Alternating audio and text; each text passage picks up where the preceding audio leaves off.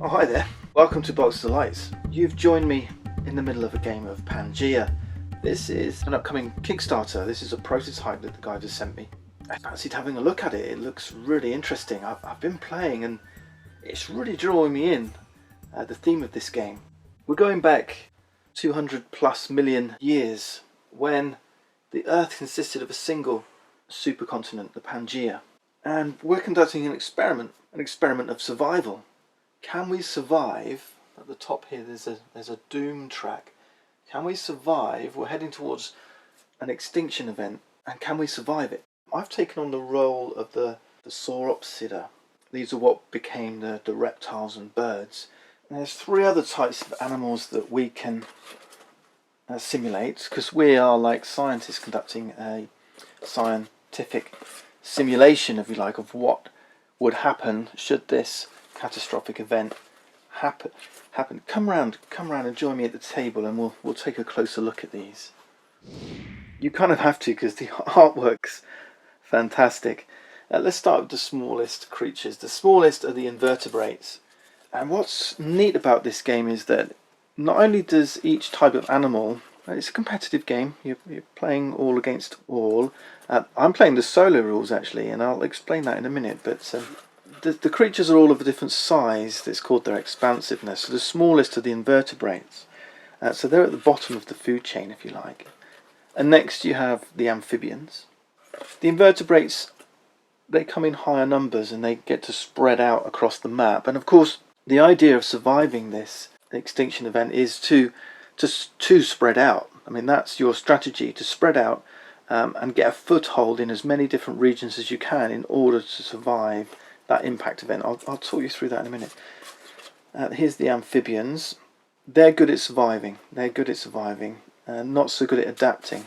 And then next up the food chain, if you like, is the reptiles, like we're playing. And then you've got the synapsids. They're what became the mammals. So they're top of the food chain. They've got the largest expansiveness. These are more likely to be your predators. Because there is, like I say, this food chain. If you're small, you can't eat anything bigger than you, basically. So the amphibians can eat the invertebrates, the reptiles can take the amphibians and invertebrates on, and the synapsids can take on everyone. But there are adaptations that help you survive in this environment. So as part of your turn, you're evolving and adapting your animal. You're taking actions to populate the map, migrate your species across the map, and also to survive. And your survival is about using your instincts, and I'm going to do that next, and try and get a feel for where the best place to live is. Anyway, I just wanted to show you the artwork because it's pretty fantastic. Also, they've made these little minis. So this one here is these replace the tokens. I'll show you some of the others actually. Let's see, these are the invertebrates. These are the amphibians. And then the synapsids. Pretty cool, huh? And they're really nice tactile things. So I've just got one of each miniature to show you. In the game, as you're spreading your population around, you're putting these tokens on the map. You can upgrade and get these instead. But then every race of animal has a special creature, kind of like the most advanced of their kind. And I'm going to use these miniatures to represent them on the map. Okay, there we go. Anyway, what I wanted to do is just show you how this game plays. There's a few tutorials out there and giving you overviews, but I wanted to just dive in and in particular show you how the solo game plays. There's a round tracker up here. We're currently in the second round. I'll show you that in a moment. And non-player characters, there's four players in the game, if you like. I'm saying players in inverted commas. There's the human players, and anyone who's not controlled by a human player would be controlled by an AI board. And as I'm playing solo, I've got my Sauropsida here, and then three of these AI. They call them management boards. Okay, for the other three types of animal. So they've taken their turn, and I'm going to show you that at the end, but I decided to kind of show you what a player turn looks like. So what we do is we've drawn a couple of adaptation cards. They come to our hands. You've got a maximum of 3 cards that you can hold. So these are adaptations that are not active. On a previous turn, so I've kind of started and got things going. I've become an aggressive predator as well. So I can increase my expansion size by 2. So remember, my size was 3. So I can eat the amphibians and the invertebrates, but I get eaten by synapsids. But I can increase that to 5, so I could actually attack and defeat those big mammals as well. And I'm a predator. So these tokens, as you place them, they represent populations of your animal. Okay, and when you predate those animals, what you do is you just push them out of the environment. You don't necessarily kill them off completely. You just push them out of the environment. So what this predator trait says is that I actually devour them. I don't just push them out of the environment. I actually remove them from the environment. So that's one of my traits. And then we're into the meat of the game, really, which is you taking your action. So on my player board here, I've got 6 action points that I can spend, and each action that I take will cost a certain number of action points. So adapting costs 1 action point. Playing one of these adaptations, which I might actually do, and I might put this itinerant adaptation in. I really like it. And then you can use your adaptations to evolve your creature kind of more permanently. So I'm going to use one of my action tokens. You can take up to 5 actions on your turn, and each one costs a different number of action points. So you're limited to the 5 and then the 6 that you've got to spend. Now this game plays in 3 epochs, 3 eras if you like. And in the first epoch, which we're in now, you've got 6 action points to spend, and adapting costs 1 of those. Okay, and I'll place this adaptation. So now I'm an itinerant aggressive predator. This says that I can double up the migration action. I'll show you that in a bit, because what I'm going to do next is the survive action. Reptiles are not so good at surviving because it's going to cost a whole 3 action points to do this. Now what the survive action lets you do is move this token here 1 spot up this track. Right, this is my token. Every other player would have their own token. I'm going to move this 1 spot up the track. And alongside here is a sector. There's 4 sectors in the game, like the grid references of a map. Then they represent columns on this map. Okay, this is sector A, this is sector B, sector C, sector D. Now what I know is that our extinction event, which might be a meteor impact, it might be a volcano, it might be gamma rays that annihilate the whole subcontinent, there's going to have an epicenter, and the epicenter is going to be one of these regions. Okay, and like a grid reference, is going to be in either sector A, sector B, sector C, or sector D. By using my survival instinct, I get to have a peek at this sector here, and this tells me that it's not going to be in sector D. Alright, sector D is going to be kind of safe. And obviously playing solo I can put these face up, but playing multiplayer you keep this secret and put it back face down. Okay, so I know it's not in sector D, because if it were in sector D, let's say it hits here, everything in this sector here in this region here would be annihilated, and then everything adjacent would also be annihilated unless it was in one of these higher niches. Each region has 3 niches, 0, 1 and 2, and this is basically how well adapted to your environment your creatures have become. When they first enter a region, they enter at the 0, and then as they spend more time inhabiting this region, they can move to sector 1 and then the highest sector, sector 2. Okay, so if the epicenter was here, anything in niche 0 and 1 would be annihilated, but anything in niche 2 would survive. They're well adapted to their environment. Now as we come up this instincts track, the first 3 that we see are sectors, so it's going to, if I come up this track, I know by the time I get up here, I know which sector it's going to be in, because it's the one that's remaining. Alright, if I look up the top here, there's a stack. This will be the sector that it is. I know it's not D, it's going to be A, B or C. And then the next 4 up the track are zones. These are the horizontal bands across the map. Okay, so that will kind of give me a grid reference. And then the last one is the Cataclysm. What is that extinction event that happens at the end? And that's important because each one has a different effect. For example, an impact from an asteroid will result in global warming. So if you're in the polar zones, you're actually going to survive that event. If we had the eruption of a supervolcano, then you're going to have global cooling, and only those creatures in the center will, on this equatorial, in the interior of the supercontinent, would survive. Adjacent ones would survive too in these temperate zones, but only if they're in the higher niches. And then if you have the gamma rays, it's going to knock out a whole subcontinent. So there's 3 subcontinents here. There's the interior, and there's the Gondwana, and the Laurasia. Okay, so different impact events. If we know what they are, then we know where our creatures need to be, because we need to survive that impact event, that extinction event, to enable to win the game.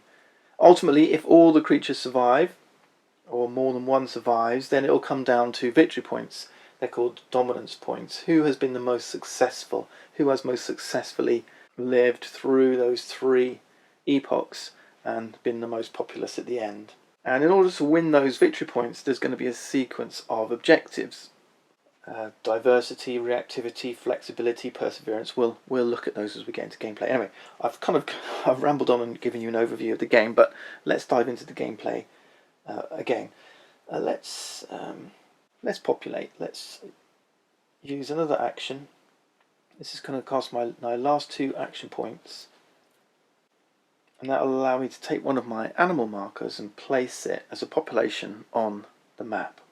Now, interestingly, in the solo game, each type of animal has its own game objective. You don't see this in the multiplayer game. In the solo player game, as the Sauropsida, I have to have occupied niche 2 with 1 animal, every region in 1 zone. This region here, because we're playing 1, 2, 3 players, this one's unavailable. So I'm going to go in here as well, just for the sake of showing you what happens, because in this region here, we're in the first epoch. It can only support a single population of animals. In the second epoch, 2. In the third epoch, 3. So we've got this warning marker on here to say that at the moment there's 3 animals in here. So that's too many. So we're going to suffer some hunger in this region. But that's cool. I'm happy with that. Let's just see what happens if we stay here. So that's it. I've spent all my action points, and I've taken 3 actions. I've got 2 left, but I can't do anything with them. So now we move into the survival phase. Alright, we've taken our actions. Now we have to see if we survived this stage of this epoch. So we look at the map and we replace every warning with a hunger token. All the animals in here will lose 1 domination point, or they'll lose an animal. So given that the neutral players don't have DP, domination points, they're going to lose. And I can choose to either lose the animal or lose a DP. I'll lose a DP. Now the other thing that happens is we remove that region from this region stack. This is the stack that determines where we were in the interior sector C. So we look for interior C, there it is. This determines where the AI will populate. So they're not going to place any more tokens in this hungry zone. Okay, this will get added once we reach the next epoch, which is up here. So we lose a DP. So this is a doom marker. This says which stage we're currently in.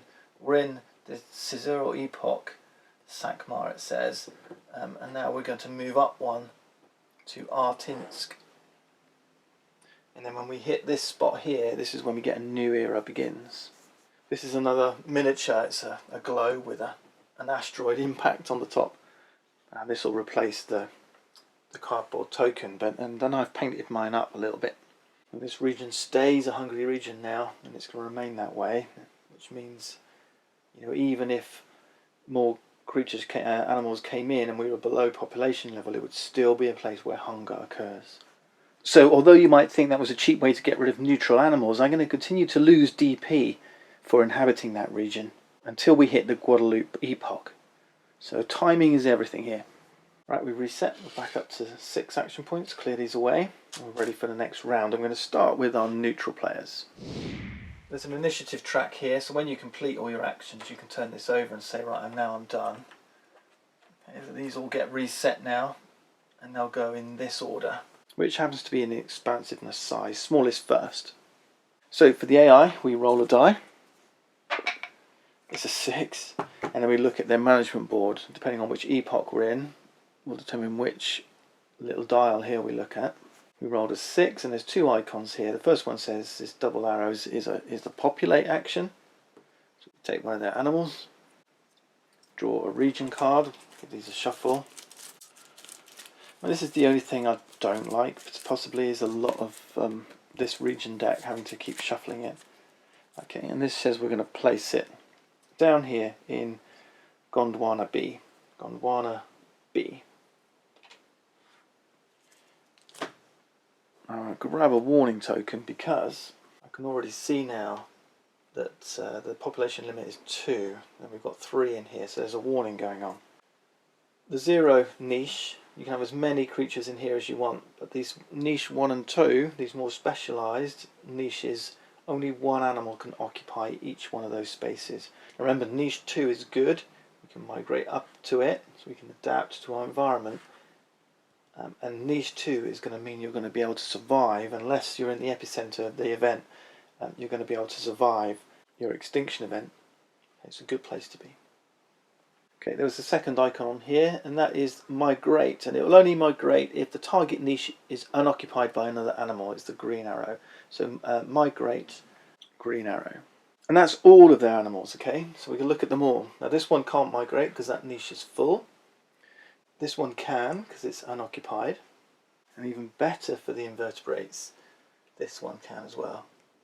Now if you're unsure, I mean, I did it in reverse order. Start from the top and work left to right, from top down. Okay, that's the invertebrate actions completed. Next is the amphibians, so we roll a die. I'll speed this up quickly. They got a 6 as well, so they're going to do the same. So they populate, grab a region card, and Laurasia B here, niche 0.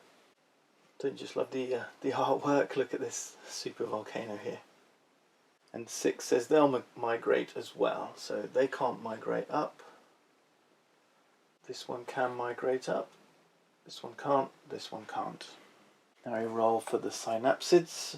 They're going to get a 6 as well. A 4. They got a 4, which is a migrate. There's no green arrows, so that doesn't stop them. And the green arrow says only if it's unoccupied. This one says migrate irrespectively. So let's see. This one's going to go up from 1 to 2. This one's going to go up from 1 to 2. Now it's back to us, and we draw 2 adaptation cards. Now remember, we can only hold 3, so we have to discard 1. Well, I've got 2 resistance to toxins, so let's get rid of that one. And actually I quite like this one. Resistance to toxins. This animal ignores toxic markers. These are our toxic markers. So although generally you're eating, you can defeat the smaller animals. If they're toxic, then you would both die. So if you consume a toxic animal, you both get removed from the map. So there are defences that you can evolve, and indeed resistance to those defences. Scavenger is going to be useful for me. In the survival phase, this animal does not suffer any hunger penalties. Whenever a hunger marker is placed, score 1 DP, so I definitely like that. But I think the first thing I need to do is evolve, because you can only ever have 3 adaptations and 3 evolutions. The evolutions go on this side. So I can't adapt to the scavenger, although I'd like that ability. But what you can do is you can pay some of these adaptations out and replace them with an evolution. So it says here, you can activate this card during your adaptation action by discarding a number of your adaptation cards equal to its cost. It costs 1. So if we get rid of Predator, that's going to pay the 1 cost of this card, Archosaurus. Okay, it's still a special animal. This one says whenever this animal wins a contest, it can devour an opponent. So it's the same as that adaptation. It's slightly different. If it occupied ecological niche 2, score 1 DP. This one always scores DP, but that's okay. I'm happy to give up this to adapt. Remember, this is an action that costs 1 action point, and that's my active evolution card. And it says, upon activating this evolution card, you can replace one of your animal markers on the game board with this special animal marker. So we can replace one of our animals with this guy. Let's place this hungry one. And then we have a free spot to adapt to be a scavenger. So that's 2 adaptations. And then what I'd like to do is migrate. This is going to cost 2 action points. In fact, I'm going to do that twice, migrate twice. But this time I'm using my itinerant ability. It says, using migrate action, you can spend 1 AP to perform migrate again with this or any of your other animals. The extra one, so I'm migrating twice. And what I'm going to do is migrate my special animal twice, from niche 0 to niche 1, and then up to from 1 to niche 2. And the good thing about that is I've then fulfilled another of these objectives. I've already got reactivity, but now I've got diversity. Migrate a special animal from the ecological niche 1 to 2. We take one of our objective markers, say we've done this, because you can only do it one time, and it says 3 DP to the first player that achieves this, 2 to the second, other players 1 DP. So we get 3 DP. Great stuff. 4 up to 7. The other thing you can do with your objective markers in the solo game is treat them as a condition marker. You've got a spare one and you can place this on one of your animals. It costs 1 action point to do. So let's spend our last action point and do this special action. Now this condition marker stays with this animal. Okay, we've marked out that single animal that's going to try and complete our solo objective. Now as it goes, let's assume we did this first and we did it on our special animal, because for the Sauropsida, when an animal with a condition marker migrates from 1 to 2, that's when you place a condition marker. Now in my game I'm using these tokens to place a condition marker.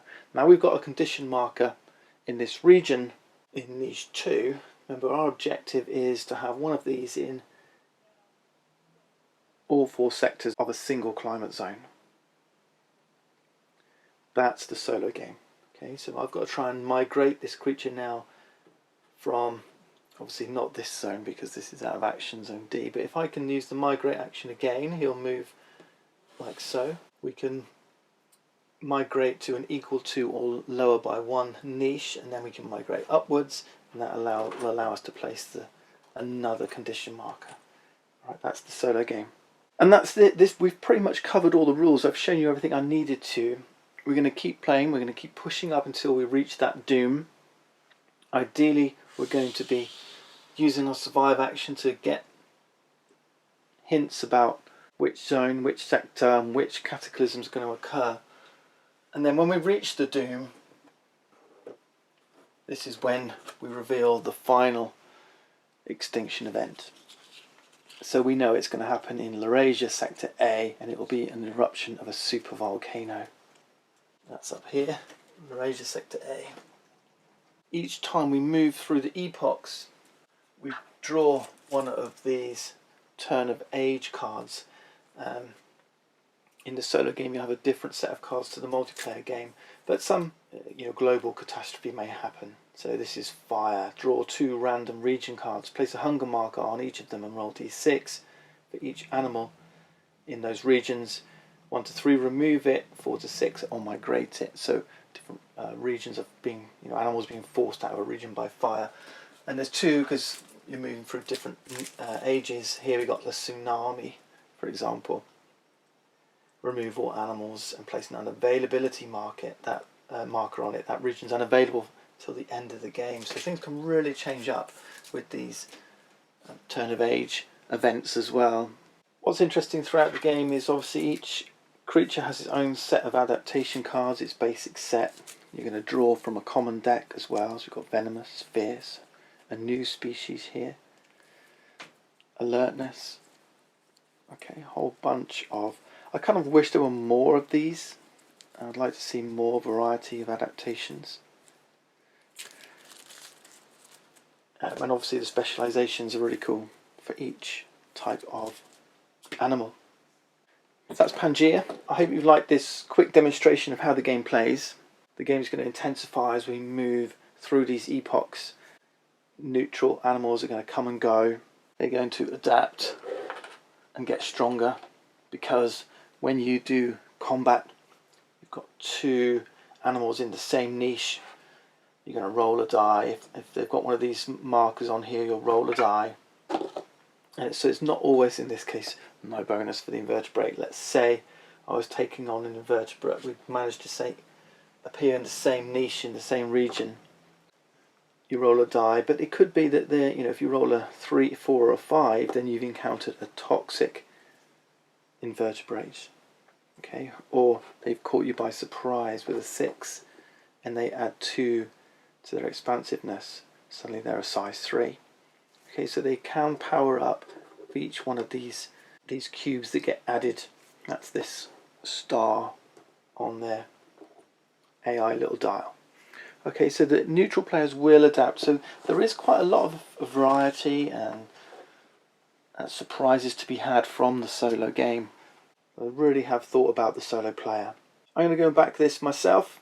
Remember, this is all prototype right now.